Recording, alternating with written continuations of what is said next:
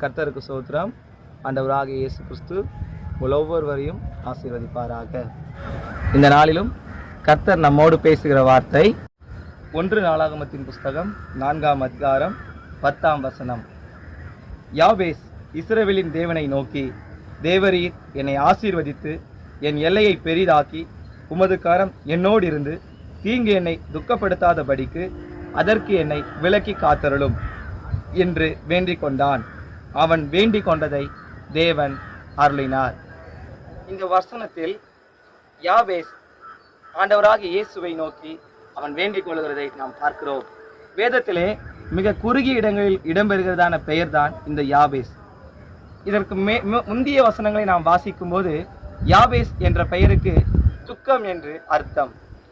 அந்த துக்கத்தை அவன் இஸ்ரவேலின் தேவனாகிய கர்த்தரிடத்தில் வேண்டியது நிமித்தம் அவனை ஆண்டவர் ஆசீர்வதித்தார். இன்றைக்கும் யாவேஸ் செய்த ஜெபத்தை நாம் யாவரும் செய்து ஆண்டவரிடத்தில் ஆசீர்வாதங்களை பெற்றுக்கொள்வோமாக.